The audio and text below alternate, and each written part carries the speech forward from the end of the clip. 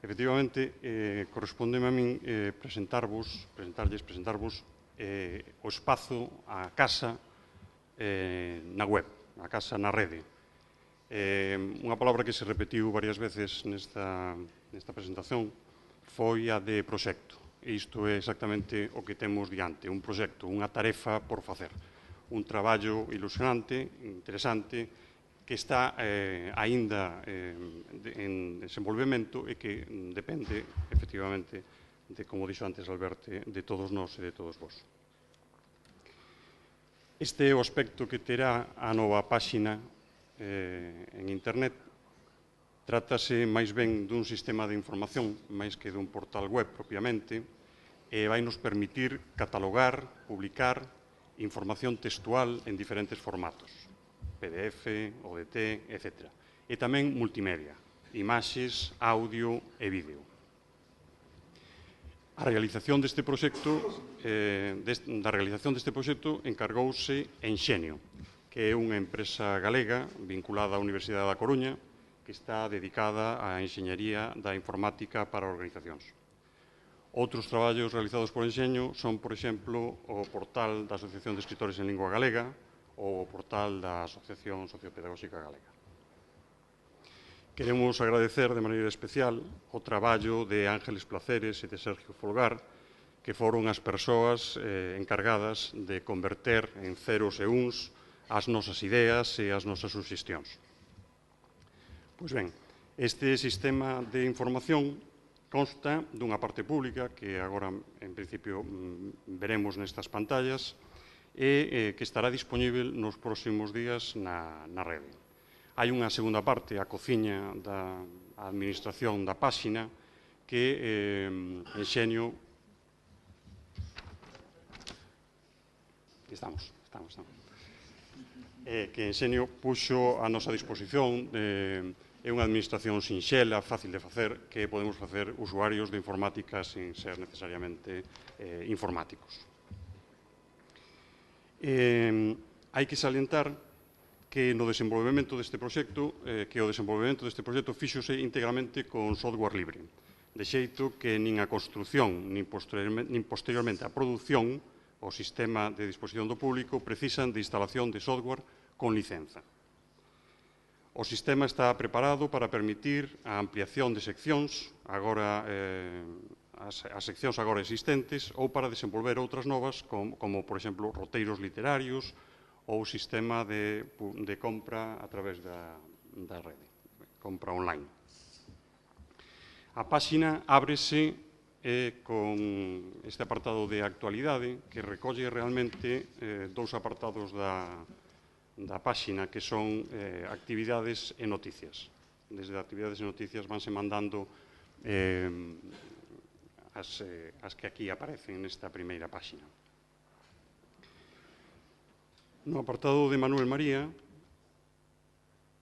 estou xa na obra, no apartado de biografía, xa non quero abrilo porque tardaría un pouco en cargar. No apartado de biografía, enseguida notaredes que o traballo fundamental do contido da páxina é o que Camilo Gómez Torres ten desenvolvido ao longo de todos estes anos, un traballo minucioso, exhaustivo e preciso, e que é o que nutre e que fornece a páxina.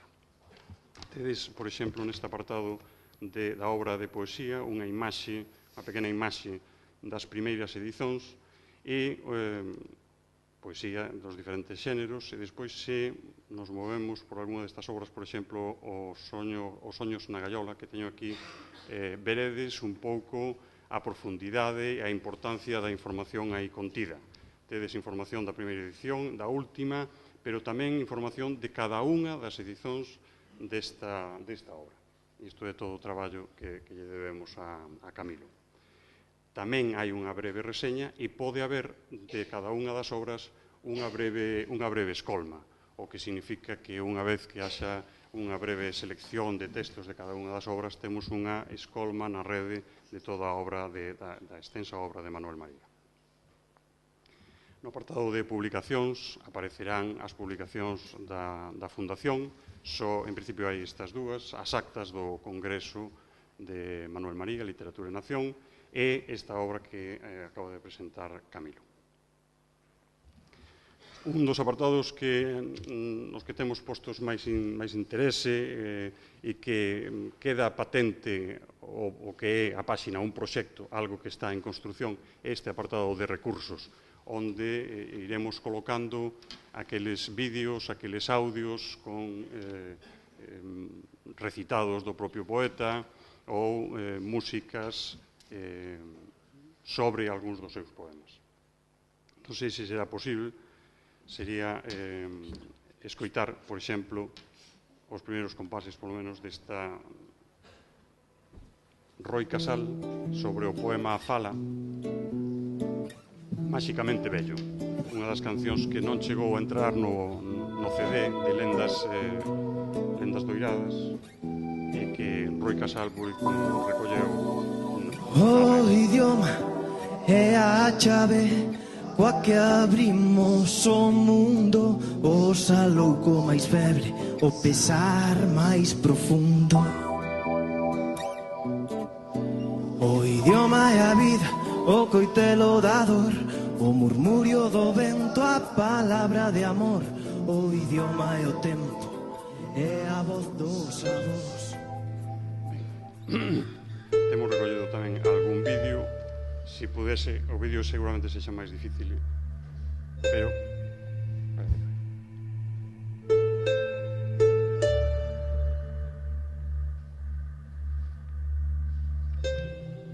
eses nenos labregos de ollos quedos, como o paso do miño polas chairas, teñen unha fondura que me inqueda.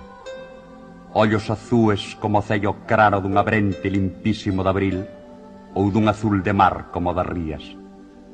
Ollos mouros o mesmo que unha noite de choive vento no corazón do inverno, nos que non hai o brilo dunha estrela. Ollos verdes que lembran mesmamente a luz case sen vida das camelias.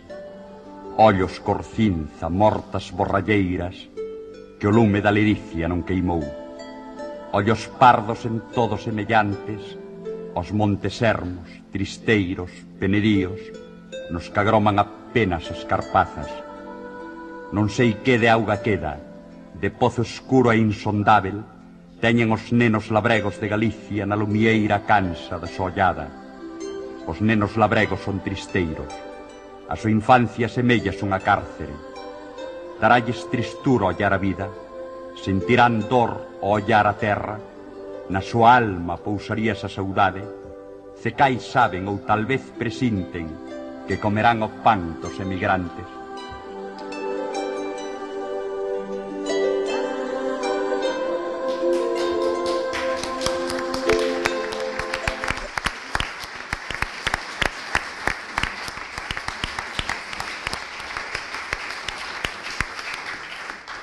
Pois, máis nada, despois da voz do poeta, de Manuel María, recontamos este, como dixemos antes, é un proxecto e seguro que medrará coas vosas aportacións. Grazas.